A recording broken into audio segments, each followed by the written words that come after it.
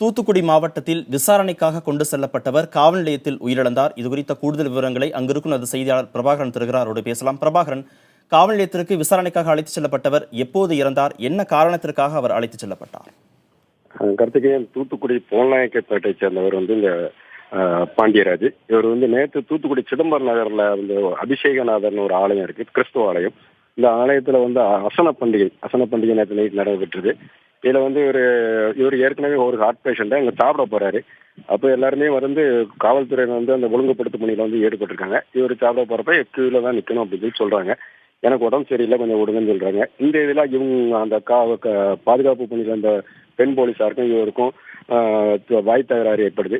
இதனை அடுத்து பெண் போலீஸ் தென்பாகம் காவல் நிலையத்துக்கு அங்க உதவி ஆய்வாளர் பெண் போலீஸ் அவங்களும் சேர்ந்து பாண்டியராஜை நேற்று ராத்திரி 9 மணி அளவில் தூத்துக்குடி தென்பாகம் காவல் நிலையத்துக்கு கூட்டு வராங்க.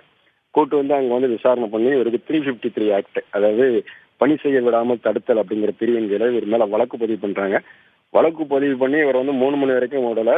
அதிகாலையில ஒரு 3 மணி போல பாண்டியராஜ் வீட்டுக்கு போய் அவருடைய மனைவியை பார்த்து உங்க புருஷனுக்கு கொஞ்சம் உடம்பு சரியில்லை, கொஞ்சம் மாத்திரைலாம் வேணும் அப்படின்னு சொல்லி மாத்திரை அவங்க டாக்குமெண்ட் எல்லாம் கேட்டு வாங்கிட்டு வந்திருக்காங்க. இதுக்கிடையில நான் அதிகாலையில் 5 மணி வாக்கில் அவங்க வீட்டில் போய் உங்க ஹஸ்பண்ட் இறந்துட்டாரு, பாடி ஜிஹெச்ல இருக்குன்னு சொல்லியிருக்காங்க.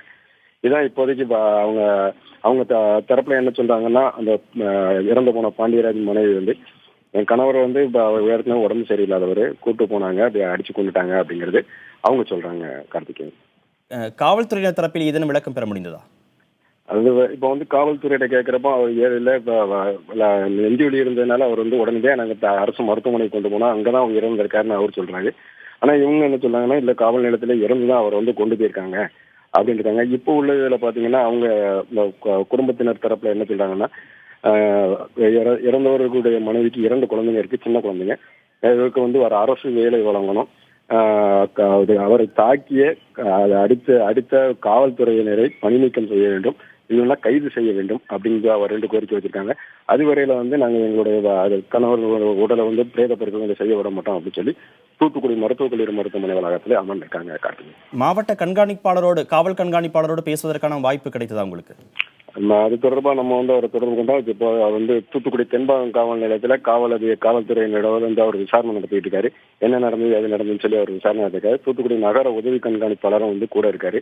இப்போதைக்கு போலீஸ் தரப்புல அவங்கள்ட்ட இல்லை பாடியை வாங்கிக்கிறீங்க, உங்களுக்கு ஏதாவது நிவாரணம் கொடுக்கறதுக்கு அரசுக்கு சொல்லுவோம் அப்படிங்கிற மாதிரி சொல்லியிருக்கிறதா இப்போ இங்க இருக்கிற அவங்க உறவினர்கள் தெரிவிக்காங்க. இருந்தாலும் எங்களுக்கு எந்த நடவடிக்கை தான் எங்களுக்கு தேவை, அது வரைக்கும் நாங்கள் பிரேத பரிசோதனை செய்ய விட மாட்டோம் அப்படின்னு சொல்லியிருக்காங்க. மாவட்ட காவல்துறை கண்காணிப்பாளர் தொடர்ந்து தொடர்பு முயற்சி வச்சுட்டு இருக்கோம். காட்டுங்க, குடும்பத்தாரிடம் உடலை ஒப்படைப்பதற்கு முன்பே பிரேத பரிசோதனை தொடங்கிவிடுமே, அது குறித்த விவரங்கள் ஏதேனும் இருக்கிறதா? அதாவது இப்போ அவங்க அதான் சொல்றாங்க, இப்போ எங்களுக்கு பிரேத பரிசோதனை பண்றதுக்கு இங்கிருந்து தூத்துக்குடி அரசு மருத்துவக் கல்லூரியில மருத்துவமனையில மருத்துவக் கல்லூரி கொஞ்சம் தள்ளி இருக்குது, அங்கதான் பாடி கொண்டு போகணும். அதாவது பிரேத பரிசோதனை உடற்கூறு பரிசோதனைக்கு இப்போதைக்கு மார்ச்சுவரி ரூம்ல மட்டும்தான் இங்க மருத்துவமனையில இருக்கிறதுனால அந்த மார்ச்சுவரி ரூம் முன்னாடி இருந்து பாடியை வெளியே கொண்டு போக மாட்டோம் அப்படின்னு சொல்லி அவங்களோட உறவினர்கள் உட்கார்ந்துருக்காங்க.